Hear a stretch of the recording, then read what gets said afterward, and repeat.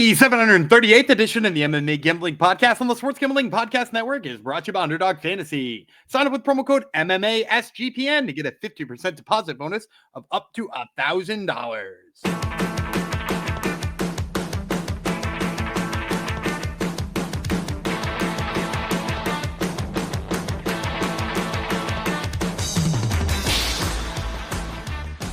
Heidi ho, degenerinos. Welcome to episode 738 of the MMA Gambling Podcast on the Sports Gambling Podcast Network. Fine, I'll dedicate it to Puna Soriano, okay? Puna! I refused to last episode. I'll give him this one, fine, because I'm too lazy to look up another name. Puna Soriano, this goes out to you.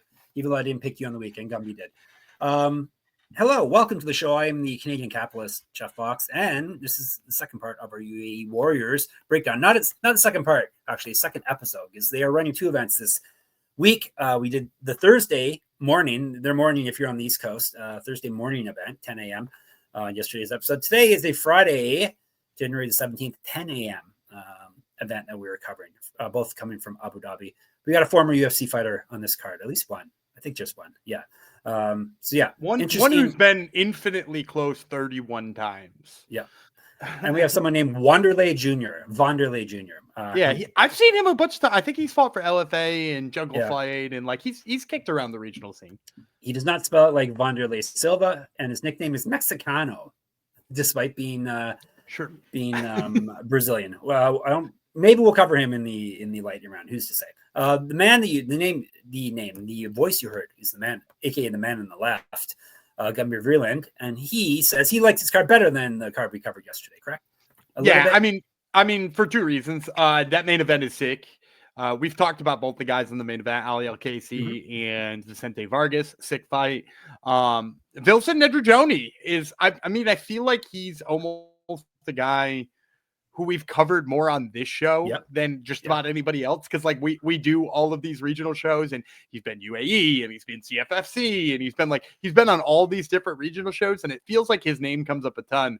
I'm like, I didn't even have to watch film on him. I was like, do I have to watch his most recent film? I looked at his record and I was like, I vividly remember all three of these most recent fights. Which is, kind of interesting. He has that recent loss to Justice Torres, who we talked about.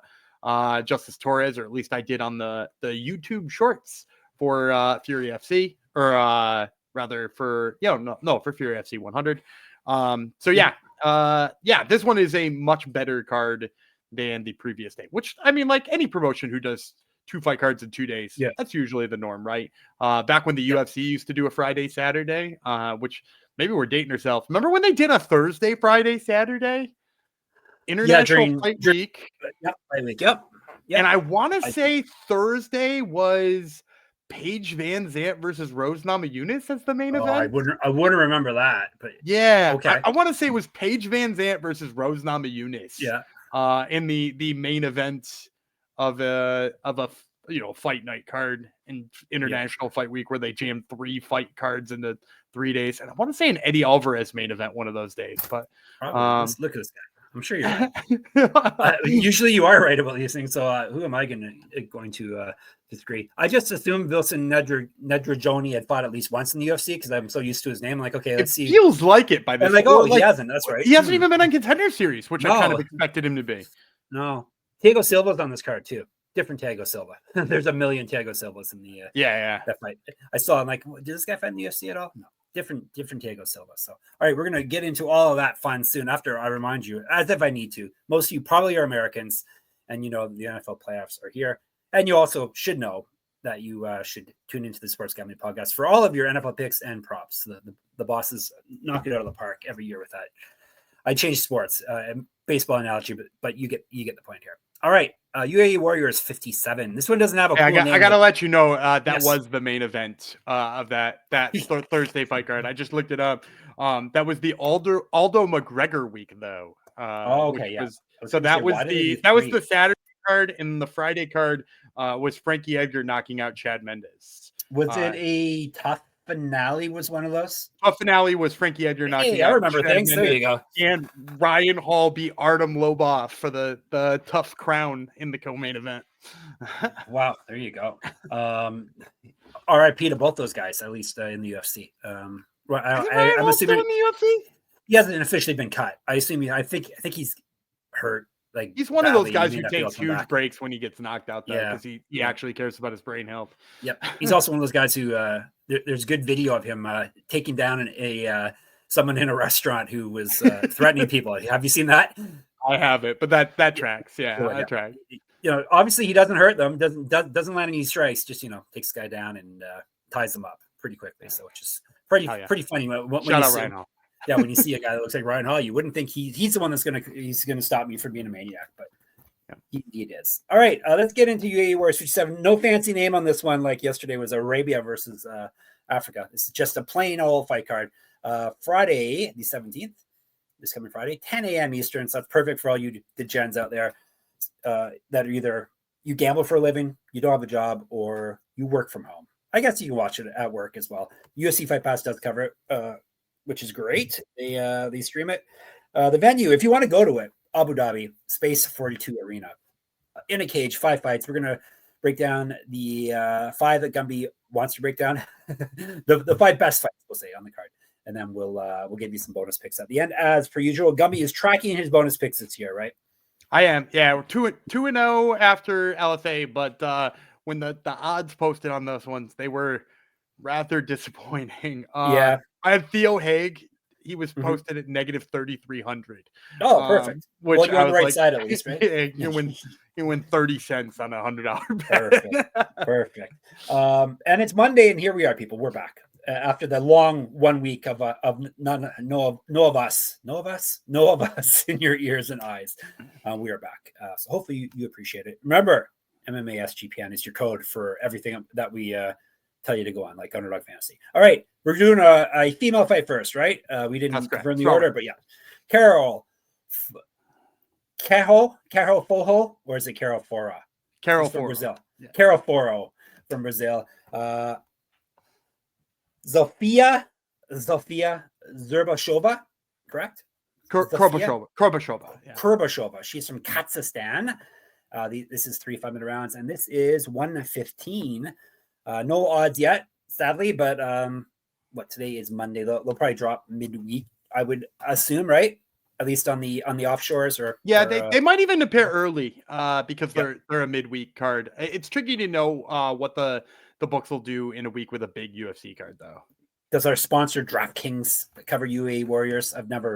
I've seen it occasionally there, but usually only in dead weeks for the UFC. Yeah, well, maybe now that we're shining a light on UAE Warriors, we'll start getting lines all over the place. You people requested. All right, Kurbashova, 3-1 with 2 knockouts. She's never been finished in a fight. This is her debut in UAE Warriors. TKO win in her last fight. She's fight at 125, so up a weight class. 2014 Pro MMA debut. 3-inch height, 5 inches reach over Foro. Foro was 6-1, 4 knockouts, 1 submission. Never been finished in a fight as well. So these ladies always finish. 1-0 in UAE Warriors. She's won 4 straight, all via TKO. She has multiple memberships on her mantle. Right, get the shirt. sportsgamblingpockets.com/store. Get sick with it. Our shirt discriminates. It says his. we should say his/her. Or no, we can make people buy more than one. Get a her shirt posted as well. Or they, them, and then we can sell 3 different shirts. Canadian Capitalist right here. 0-1 in LFA, 0-1 in pro boxing. Used to fight at 125 and 135. So I think Foro's going to come in as a big favorite. You got the 6-1. What did you say? Kurbashova was 3-1. 3-1. Yeah. And so automatically that's going to make her a much bigger favorite, pretty much straight up. Also, if you look at the level of opponents, it's pretty low for Kurbashova. Even her loss was to a fighter who was 2-1 when she fought her. So I can't imagine that's good for her number. I'll say negative 325 for Foro. And then from the stylistic standpoint, I also like Foro in this fight. Even if you're not just Tapology capping in here, or, looking at people's records as a lot of the books do when they set these regional lines, Foro is much better on the feet. She puts together really nice combinations. I've actually never really seen her have to defend wrestling. It seems like the matchmakers always put her with the striker. So that could be kind of interesting in this one because Kurbashova is for sure a wrestler. But her striking is really good for a regional level strawweight. Not only does she put together nice combinations, but she uses tricky stuff too. Her last fight, she won by spinning back kick right to the solar plexus. And it just crumbled the girl she was fighting, really electric on the feet. And then Kurbashova, she is as one-dimensional of a wrestler as you're going to see in a lot of these cards. She's got some halfway decent takedowns, but how limited she is on the feet here, I just can't imagine there's ever going to be an opening for it. Like, she looks scared to throw a punch because she might get countered. And so like most of her wrestling game is her just kind of like plodding forward with her arms out, looking like a toddler who needs a hug. And like, that's not going to play well against Foro, who just will light her up if she tries to do that. So give me Carol Foro here. My guess, probably in the 300s if the books are smart. Every toddler needs a hug, Gumby. Yeah. Right? Yeah. I miss having toddlers. Do you miss having toddlers, Gumby, or you say good riddance to toddlers? I mean, mine are not all that far It's away true. from there. Come on, maybe when I get a little more space on this. I don't know. They're playing men's sports and stuff now. They're big guys, so who's they're big boys. They're growing up fast. All right, we'll move on to the next fight. Speaking of big boys, these are a couple of big boys. Couple of fatties. Oh, are they? I have not checked the body. I mean, one's kind of like a muscly dude. The other one's maybe we're back to loose chunky. For those of you who are old heads to the show. Yeah. If you've been watching long enough, you remember when we started talking about loose chunky. I would say one of them's loose chunky. John, at the very least, John knows where. John remembers. Yeah. Loose chunky. If he's not too busy watching anime, he knows what we're talking about. Ramazan Isaev. He is from one of the stands. Yes, Kazakhstan. He is up against Arslan Bilalov. So we got Bilalov, EV and OV. Bilalov. He is from Russia. 3-5 rounds. How are we going to handicap an OV versus an EV? 3-5 rounds if they need it. Heavyweight. We'll see how Gumby handicaps this for us. I have Bilatov, but Bilalov. Yes, Bilalov is 3-0 with 2 knockouts. He's fought once in UAE Warriors. Used to fight down at light heavyweight. That's all I got. Isaev Ramsey, you can call him. 5-1 with 5 knockouts. He's been submitted once. He owes his rounds. They both owe his rounds, damn it. This is his debut in UAE Warriors. He's won 3 straight, an inch taller than Bilalov. These guys hard to find any info on. No, I've seen him fight. Nice. Bilalov is I want to say he fought Benjamin. Was it Benjamin Sahich he fought last? I know who that is. Benjamin Sahich is that dude from You were right, yes. Yeah, and he's the Dragon of Bosnia. Okay, I know him. Bosnia. Yes. Yeah. He's from Bosnia and Herzegovina. He's got a great picture too. And he's the one who's a big fat guy who does like Imanari rolls and stuff like that and just wants to grapple. So Bilalov in that fight, first of all, looked really good on the feet against him, but it's not hard to look good on the feet against him. But then also followed him to the ground a bunch, had some really great top control in there, and stayed out of maybe 100 submission attempts over the course of that fight. There was like an omoplata attempt that he leaned into the right way. And there was some Kimura attempts that he used to pass guard and stuff like that. Like Bilalov did exactly what you need to do against Sahich in order to win that fight. So immediately I was like, okay, this guy on the ground at the very least is very legit. Then I look, I needed to watch film on Ramazan and Isaev the funny thing is you see a name like that, you assume, okay, I just saw one Russian wrestler. I'm about to see another Russian wrestler here, right? This dude is like weirdly out of shape, like kind of chunky, Russian looking heavyweight. And it's very clear to me he has a Taekwondo background, and that is the most confusing thing I've ever dealt with. He has like a fat Russian Taekwondo artist. He has like very quick kicks.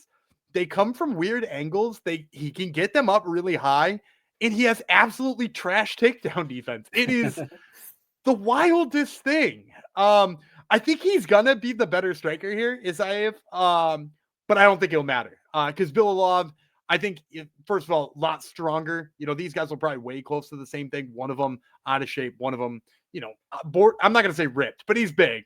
And I think what's going to happen here is as long as he stays away from those kicks early, he's just going to grind on him in the clinch. He needs to hit one double leg. He's probably going to ground and pound him out. So I'll take Bilalov. I think because their records are both, pretty good here, and they both have the Russian sounding name that kind of scares people.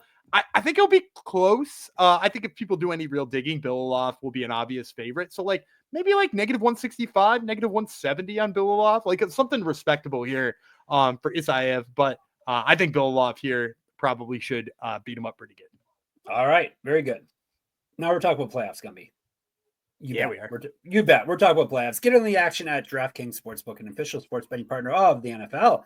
Scoring touchdowns is key to winning in the playoffs. I wonder if NFL coaches know that. They should. That's an important thing to know. And you can score big by betting on them at DraftKings, the number one place to bet touchdowns. You can call them TDs as well if you want to be cool. Ready to place your first bet? Try betting on something simple like a player to score 6. I know what that is. That's when they run into the end zone or catch the ball in the end zone, right? That's 6 points. You got it, my man. Yeah. Go to the DraftKings Sportsbook app and make your pick. But of course, it's not just NFL on the DraftKings. They got everything. We have seen, or Gumby has seen UAE Warriors on there. They, of course, have UFC and other MMA. So check out all the lines there. And when you do, if you're a new DraftKings customer, you can bet $5 and get $20 in bonus bets instantly. Download the DraftKings Sportsbook app and use code SGP. Let's go to SGP for new customers to get $200 in bonus bets instantly when you bet just $5. Only on DraftKings Sportsbook, the crown is yours. I bet this voice you're going to hear, I bet he's not a sloppy fatty.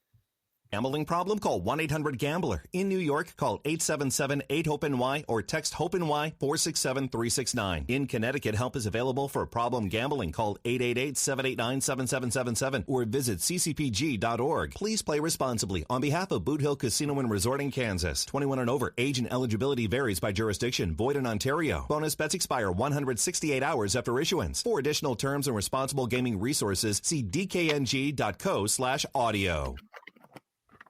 That guy's totally a hunk, right? Guaranteed. I don't. Come on, I don't know. guess. Just guess with that voice. Voice He's a hunk for actors sure. usually a hunks? No, Is that it's what you're asking. He would be You're a saying normal that actor, right? We are podcasters, so I think we answer that question ourselves. I have a face for podcasting and a voice for writing. That's me. All right. Yeah, but you can't hide nowadays. Gumby, we have to be in front of the camera. Everyone Now wants you to guys watch can us see on all my- YouTube. Now you can see all my grays. Yeah, look at you. You're as grizzled as I am almost. Gumby and I are I used to be the grizzled one on the episode podcast. But Gumby may have more grays, but he can shave his off and he will look much younger than me when he does that. So, all right, we're moving on. Yeah, these people like to watch us on YouTube. Interesting. I'm still not a podcast on YouTube guy. That's just because Me neither. But I'm glad all of you. People love it. Listening and hitting the like buttons and commenting that. I'm glad you guys like it. Especially regional. Regional really is a hit on YouTube, so, which is good to see. We're glad you appreciate the hard work. Gumby does well. I don't know. It's a harder work me writing up all the resumes or you watching some film. I don't know what's harder. Gumby's the one who has to take the bullet though when he puts out bad fun picks. work. Fun work. It's true. It's not really work. All right, we are moving to 135. Peter Danesoe. We have spoken of this gentleman before. He's the Asian Viking. He's from Thailand. That's what the Thai flag looks like. Interesting. He is from. This is a flag episode and podcast very often. Florentino Coronel or Colonel. I think it's Coronel though. Is it not from the Philippines? Coronel. Yes. Coronel, not Cornell, the Ivy League school, but Coronel. He is a bantamweight, 3 5-minute rounds. We're going to tell you about him first, him being Coronel after I get to the right tab. He's the Sting, not the wrestler Sting or the Gordon Sumner, the singer Sting. No, he is the Sting. I think I've seen both those people live before. Have I seen Sting live? The wrestler, that's a good question. Maybe not. I think I have, though. I've definitely seen the other Sting. I've seen the other Sting sing. I'm trying to think if I saw Sting wrestle. I think I did in WCW. Anyhow, you people don't care. Coronel, 3-1 with 3 knockouts. You're laughing? He's been submitted once. Pretty good. So it's all thin. Well, it's important to know. I definitely have seen Sting in concert, but I'm not positive if I've seen the guy who turned into the Crow. 3-1 with 3 knockouts. He's been submitted once. He owes his rounds. Damn it. Mr. Coronel does. This is his debut in the UAE Warriors. He's won 2 straight. He's not lost a fight since December 2021. He's fight at 125. One of my brothers will let me know for sure. No, we have not seen Sting, the wrestler, dummy. Danesoe, the Asian Viking, 7-3, 4 knockouts, 3 submissions. So he's finished everyone. He's been submitted 2 out of his 3 losses. So he owes us rounds as well. This is his debut as well. We are road to that. I was thinking we didn't cover him in 1 because you don't like covering 1, but yes, road to. He's won 7 of his last 8. Last fight, 1 via submission. 1-1 in road to UFC. There's where we know the name from. A regional champ, 1-2-1 championship, the biggest promotion in the world while they still exist. Seems like people are claiming that 1's on the way down. I don't know if that's true or not. We'll have to wait and see. He just fight at flyweight and featherweight, 2 years younger than Coronel, an inch of reach on him. Yeah, Danesoe has maybe the best knockout in the history of Road to the UFC. That's where I know him from. Yep. Yeah, he was advancing. He threw this like flying knee that landed right on the chin. It was like a walk-off flying knee. Really sick. The interesting thing about this fight to me is you mentioned Danesoe's 2 of his 3 losses are by submission, including the way he got eliminated off a Road to the UFC. I actually think he's going to win this fight with his grappling. Is that crazy to say? I think he's going to be a favorite because Coronel's got kind of like a limited MMA career. Danesoe was on Road to the UFC. We're going to say like negative 225. Coronel is just like very one-dimensionally a Muay Thai fighter. It's very clear that's the route he came from and the type of fight he wants to fight. He's showy in his fights with his Muay Thai. Like he'll throw a low leg kick and like throw his hands down and like beg you to come throw with him. He's like that kind of guy, but also like, you know, I don't know that he has any grappling really to speak of. Like any chance I've seen him where anybody gets a hold of his legs, it seems like he's kind of a fish out of water. And Danesoe, you know, fighting a Chinese fighter with a wrestling background on Road to the UFC. Obviously, it looked like his wrestling kind of sucked, but like he does have some grappling chops. In fact, I think he has a submission win or 2 of his own on that record. In like his striking, I think is good enough to, especially because I think he comes from a Muay Thai background as well. I think his striking is good enough to hang with Coronel for a long enough time, and then all he needs is an opening to get on the inside. And I think he's going to have like a dominant positioning on the inside, and he should be able to win this one. So I'm going to take Danesoe here, with the caveat that if he is dumb enough to just strike the entire fight here, the line, if it is 2-1 or 2 and change to 1, isn't going to feel like that if he just chooses to strike in this fight. Yeah, you don't really think strong wrestlers from the Philippines, but hey, who's to say? Maybe Coronel can wrestle. Hopefully, we shall find out, right? I don't think so. No. Co-main event, Vilson and Ndregjoni, who we have spoken of many times, yet I'm still butchering his name. He is from Albania. He's the one with the Tapology picture with one Phil Brooks, CM Punk interviewing him. So a famous Tapology picture. He's versus Wagner Noronha from Brazil, 3 5 rounds, 135. No funny weight classes like yesterday's episode. These are just normal, boring weight classes. Noronha is the possessed, another law. That's not really necessary. I guess law possessed works better than the sting, but he's 18-6, 6 knockouts, 8 submissions. He's been knocked out once, submitted once. This is his debut in UAE Warriors. He's won 2 straight and 8 of 9, so he's on a nice little roll here. Being possessed, is not lost since December 2015. I would call that a good roll. That's almost a decade. He's straight down at flyweight, up at featherweight, 2010 pro MMA debut. Ndregjoni, the strong eagle, 10-4, 3 knockouts, 1 submission. He's been submitted twice, 1-0 in UAE Warriors, 5-1 over his last 6. He did lose his last fight. He has multiple regional championships on his mantle. Correct. Good shirt, sportsgamblingpodcast.com/store. What were you going to say there? Banner? I almost said banner. Yeah, I don't know. Interesting. We have to get another new shirt. The Canadian capitalist smells another chance for more money. He used to fight at 135 and 155. He beat Ndregjoni, and he's 4 years younger than Noronha. Despite us seemingly speaking of him for decades, he's still younger. 4 inches of height over Noronha as well. Yeah, so I think Ndregjoni's name value is going to carry him to being a favorite here. Probably negative. I'm going to guess 215, like a plus 185 on the other side of Noronha. I'm going to take Noronha. Couple of reasons. Number one, if you watch Ndregjoni, and granted, he was up a weight class when he fought Justice Torres last time out. He's a guy who relies heavily on his takedown game, but I don't love his ability to hold anybody down. You know, like he lost that fight with Justice Torres despite wildly out-grappling Torres the whole time because basically he just couldn't keep him down and then he would get outboxed on the feet. I think Noronha here is a much better striker, and I actually think he could take Ndregjoni down. The dude is an absolute bulldozer, and most importantly, and I do mean most importantly in my analysis, he's a short king. That's very important. Right. We gotta back our short kings. This dude is an absolute bulldozer at his size. When he gets people up against the cage, it seems like he's like got him glued there. It's almost the opposite of what I'm saying is Ndregjoni's biggest problem is that like when Ndregjoni gets you down, you wiggle the hips, you get back up. When Noronha gets you down, you're down for good. He pins you to the mat. He gets good control of your hips. His hips are really heavy.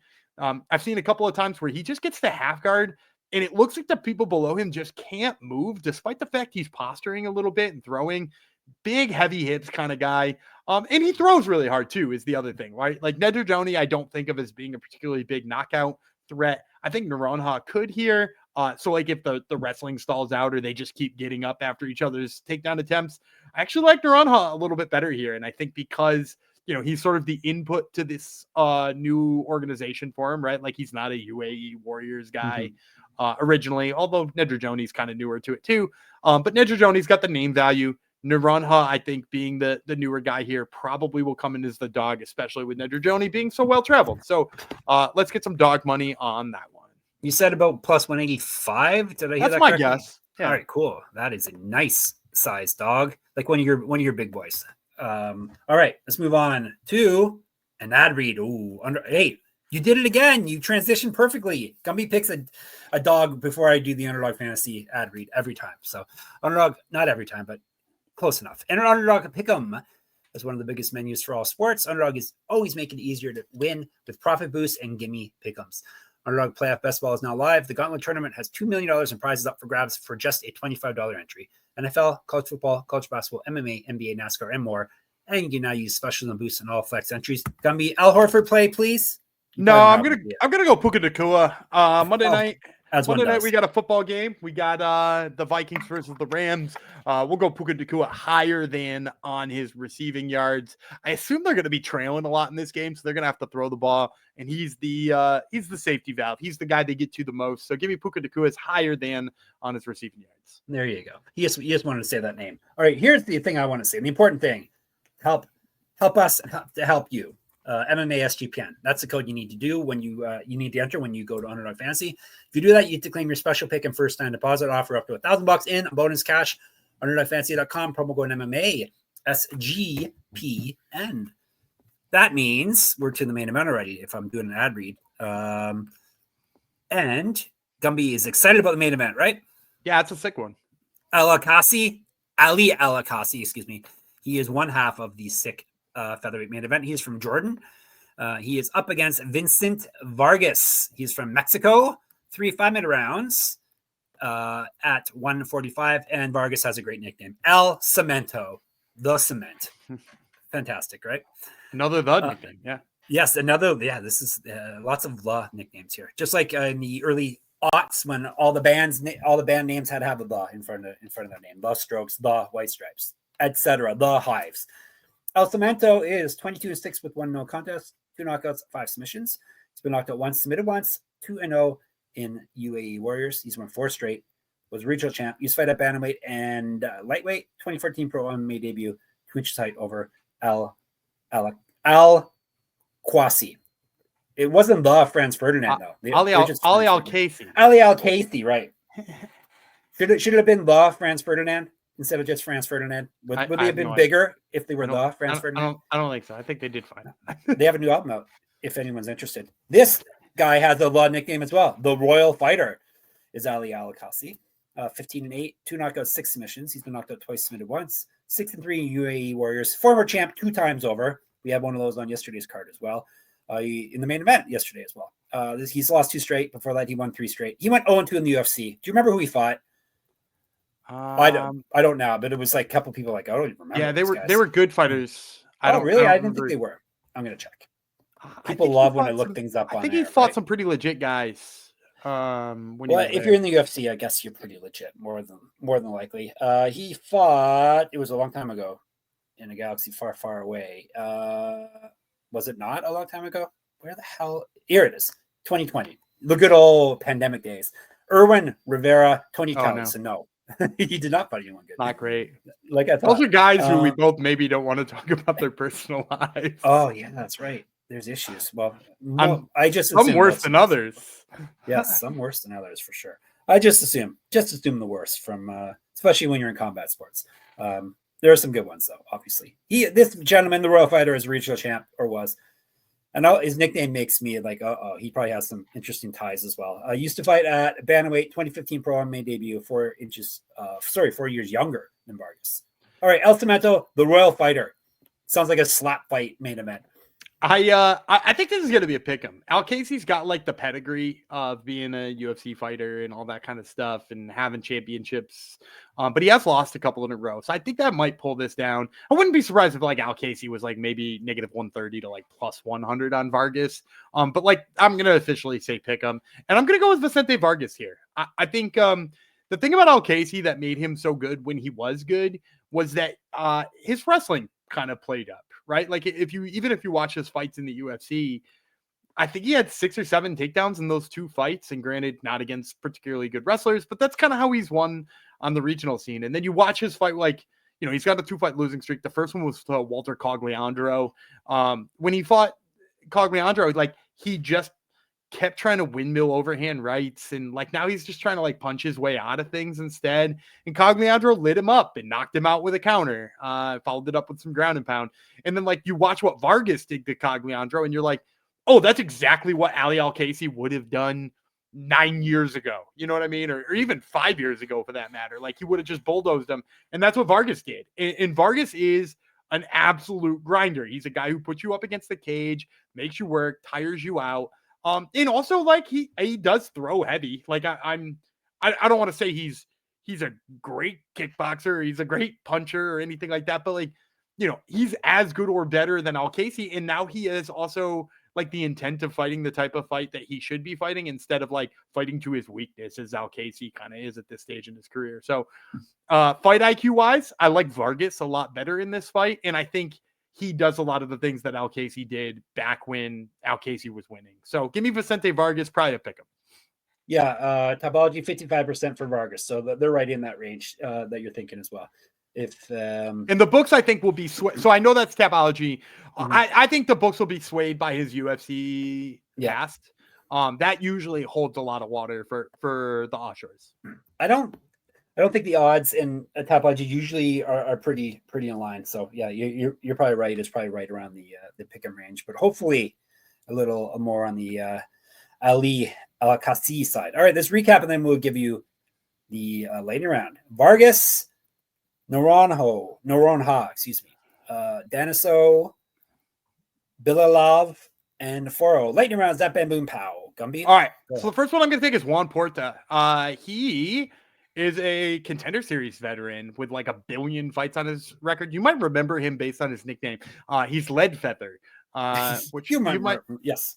Yeah, and he beat Jifa Shang on Dana White's Contender Series. He's also beaten like a lot of really good regional guys like Party Joe Pinafel or like Party Joe. Do you not know Party Joe Pinafel? No, that's a good name. No. That's great if you're learning that for the first time. Yeah, he's a guy who fights in the Northeast a bunch. So, but anyway, Juan Puerta is a guy who's sort of been everywhere. So I like him sort of being the veteran in a fight on these prelims. And then the other one is a guy who I just discovered. His name is Roman Lukashevich. And he is a big old 205er. Looks like he's absolutely mammoth for this weight class.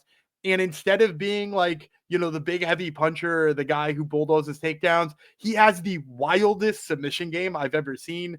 This guy, if you look at his his early record as well as his AMI record, he's got like heel hooks and omoplatas and like inverted triangles and stuff like that. It is exactly what you would not expect from a guy who looks like he does. So obviously, and he's 9-0, which is also legit. So I'm in on Puerta and I'm in on Lukashevich for my 2 lightning round picks. And I'm in on Party Joe. Party Joe Pinafil? Yeah. All right, you're all set. You can go party with our picks. You can party in the Discord always. There's someone always in there. Normally one of us, Gumby or myself as well, and/or that would be sportsgamblingpodcast.com/Discord. You can party on over to YouTube, MMA Gambling Podcast. Make sure you subscribe. You can party on over to Twitter, X, SGPN MMA. Gumby runs that for us. He's at Gumby Reeland. I'm at Jeff Fox Writer there and on Instagram. Definitely party to my Substack, moneymma.substack.com. Enter my pick'em contest for this week's UFC. Party on over to Top Turtle MMA podcast. Gumby has a couple of guests you may be familiar with on this week. Yeah, Carlos Diego Fajeda, who's fighting at UFC 311, and then Alvin Goozy Hines, who's going to be fighting at LFA 200 next week. Were you able to confirm if he's Carlos Diego still, or if he's just Diego? Because I only when we text, I just say Diego. I don't ever say the Carlos part, but the UFC still uses the Carlos sometimes. So I'm not sure, but he answers to Diego. So I don't know what to do. It's good to know, because in my writing I've gone back and forth as well. I'm like, what should I go with? I usually go with whatever the UFC has. So I think they're, like you said, I think they're still at Carlos Diego. So nonetheless, whatever you want to call them, listen to that show. And of course, check us out at sportsgamblingpodcast.com, sportsgamblingpodcast.com/store, sportsgamblingpodcast.com/Patreon. We'll be back again tomorrow and the next day and the next day. Gumby will bid you farewell until then. All right, I'm Dana Gumby Freeland. He's Jeff the Fox, and we will see you tomorrow.